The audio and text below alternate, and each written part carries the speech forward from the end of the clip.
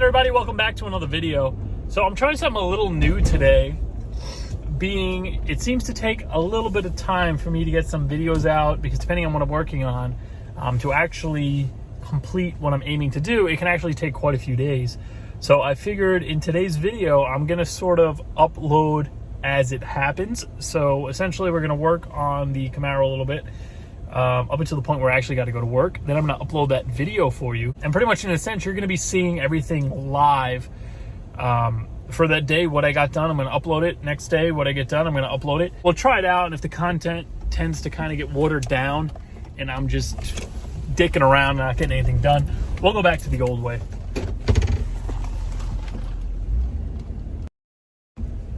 Still not a sponsor. That is unfortunate. But let's get back into getting this 5.3 out of the car. First of all, before I go any further, when I dropped the cam, I got the 6.0 kind of wrapped up over there for now. I noticed after shooting the video, we have, if you can see this, right here. Man, the camera really isn't picking it up. Basically, well, you can probably see this one. We have a scratch down here. It doesn't want to focus, but we got a scratch there, and there's a scratch up here. But I noticed if I wet it, it kind of goes away. So I should be able to buff this out of the clear coat. Unfortunately, though, after taking a closer look, if you can see, there is a ding right there, and there's a ding right there. So that totally sucks. I don't know how noticeable it's going to be once I actually get it outside. So worst case, I'm going to have to get some PDR done to it, and they should be able to kind of massage it out from the back. But yeah, if you're working on your engine, keep it at least 10 feet away from the car. All right, so unfortunately, I don't have 4 of the same jack stands. I have 2 really tall ones and 2 short ones. So I'll have to come back on Wednesday so I can actually lift the car up. So today, just so the day isn't wasted, I'm gonna start pulling the harness out. Yeah, so for anybody who was wondering why I didn't change the reluctor wheel, I left the 58X, is because I'm using the 58X. I'm not going to mention anything about the transmission just yet on what I decided, but this harness is going. We're switching over to 58X. We're getting rid of the throttle cable. Everything's going to be drive-by-wire from now on. I have to get a truck or car pedal. I got to get a drive-by-wire pedal, basically, to mount inside the car, and a throttle body. So yeah, I'm going from cable to drive-by-wire. It seems like that's going to be the best bet as far as tuning goes with the larger cam. It really just comes down to being easier to tune, plus having the drive-by-wire, I'll be able to kind of mess with some stuff. So now we have to get this old harness out of here, and I think, well, for one thing, I got to pull it off the starter here. I think I pulled it off all the sensors already. Just the alternator has to come off.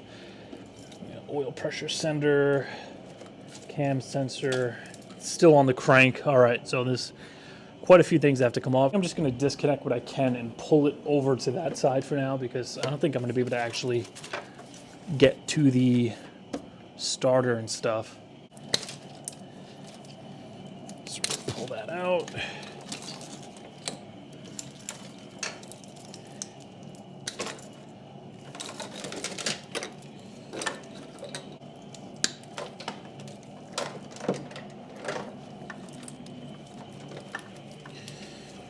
This throttle cable is going to be out of here.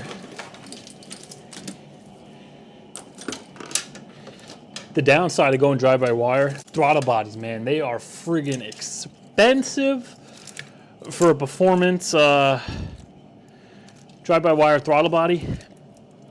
A Nick Williams 102 is like $650.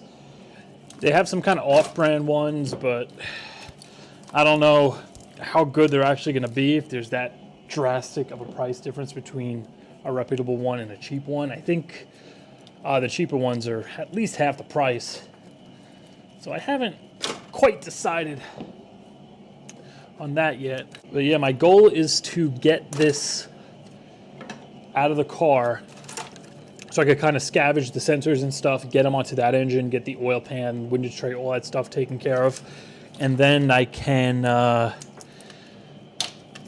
probably throw this in storage, just get it out of the way,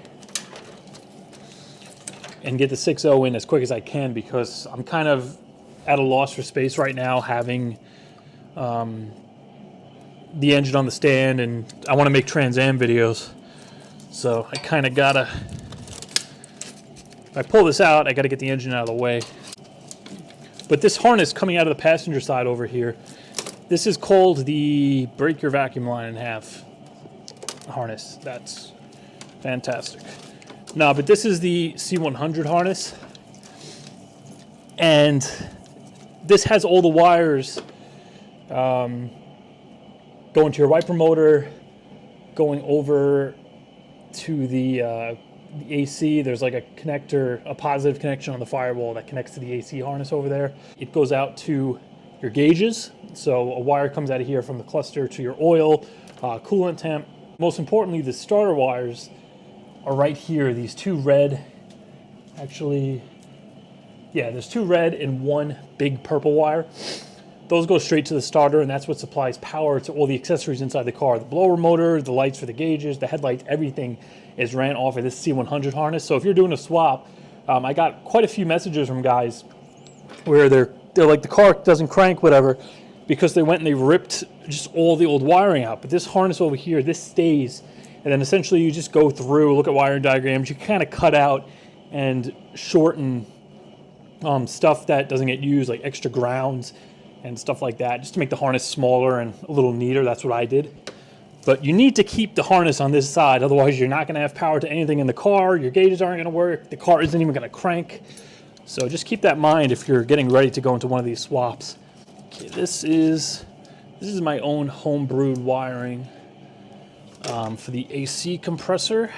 That's all the Met stuff. All right, it looks like all that's left really is the harness, the C100 harness. Yeah, I got the oil pressure coming off of there, and then it gets grounded there. So that's got to come off the engine.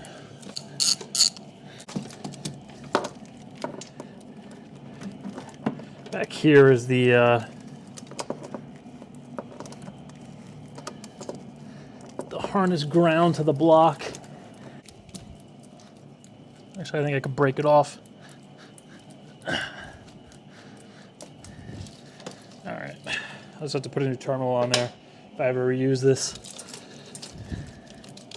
So that's all that. This, all right, then I got the two oxygen sensor wires, one, and then there's a wire going to the transmission for the speed.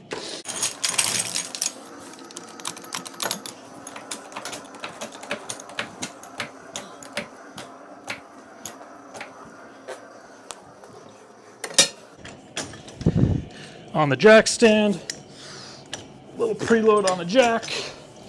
All right. So all I'm doing now is going for the O2 sensor. There's actually a shitload of stuff that has to be done to this car. I really have to stop dragging my ass. As much as I love to make Trans Am stuff, I gotta get this car back together, because there's just like a bunch of little crap between changing the harness. I still got to get a torque arm, and being it's going to be a part, I'm going to take care of that. The whole transmission thing, you know, the drive-by-wire, the gas pedal's got to go in. There's just a whole lot of additional stuff I got to do. It's not just a matter of just pulling the engine out and dropping it in. That was kind of my plan at the beginning, but now I'm like, well, it's apart. Let's freaking just rebuild the entire car. Speed sensor is off. Hopefully, thing is just gonna pull back out without being a bitch about it, but that rarely ever happens. Ugh. Woo! Settle down there, little Cammy. I know you want to get on the ground, but that's a little ridiculous. So, the wire's going, that's the O2 wire. This, I believe, is going to the, yeah, this is what I just disconnected. This is what was going to the transmission. This is for the skip shift solenoid that I have a resistor in there and I just taped it up. And that's for the speed sensor. Now, I just gotta, okay, here is the important stuff. You can see what I mean. There's kind of a, like a T where it joins in to this harness over here. And I have this shit so freaking tied up. Ugh. Yeah, but this red wire here, this is where the C100 joins to the AC side. So there's just a connector. I have it all zip tied. I got to cut it off. And then this entire harness is still going to be flopped onto this side. And this is what has your fusible links and everything that's going to actually power the accessories and start the car. So don't get rid of that harness right there. What the hell is this? This is some heavy duty shit. Oh, these are the wires that go down to the computer, not the computer, to the starter. This is where it actually gets its power from. Now, the only thing that's kind of going to be a bitch here, aside from, ow! All right, aside from that, and aside from pulling all these connectors through that little hole down there, you can see where I made my hole right to the right of the AC box. There's the window I put in the AC box trying to remove the head.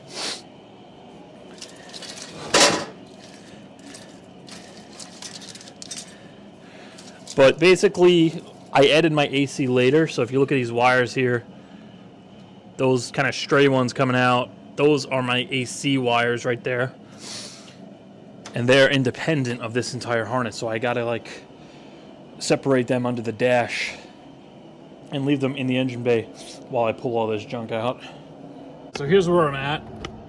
I got the PCM connectors off, and then I could see where I spliced, I pinned it for my AC stuff. I'm gonna have to figure out all this again with the new harness, but I just cut them where they were going to my kind of makeshift AC stuff. And this is the entire engine harness separated from that stuff. And then over here is the little harness I made going through the same hole for the air conditioning. And I just kind of cut it in an orientation where I could kind of see, you know, which one was going where. Everything was taped up. But I'm probably gonna have to continuity test all this stuff to identify where everything's gonna go. And then over here, it's the wires going to, I think this is for the meth, I'm not even sure. I think this is for the meth controller.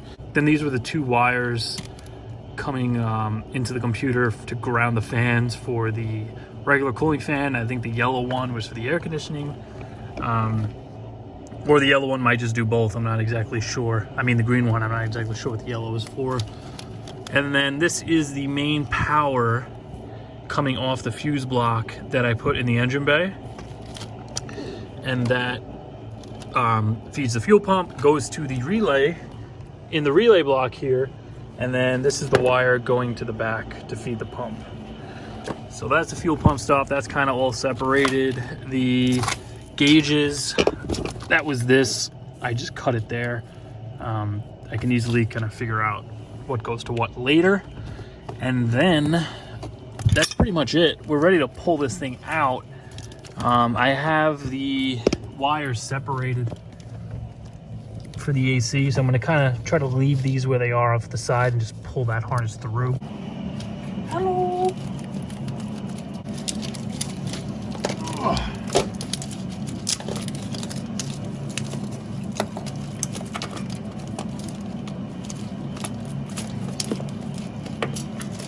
I'm about to just go in there and start yanking.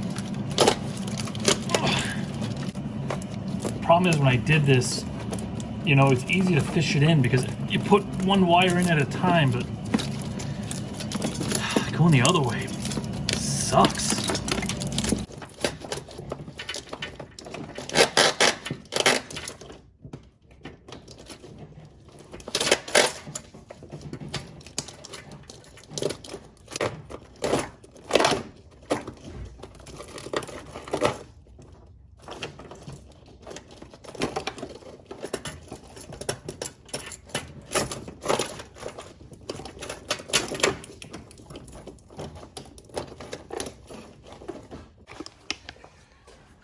I think we're there.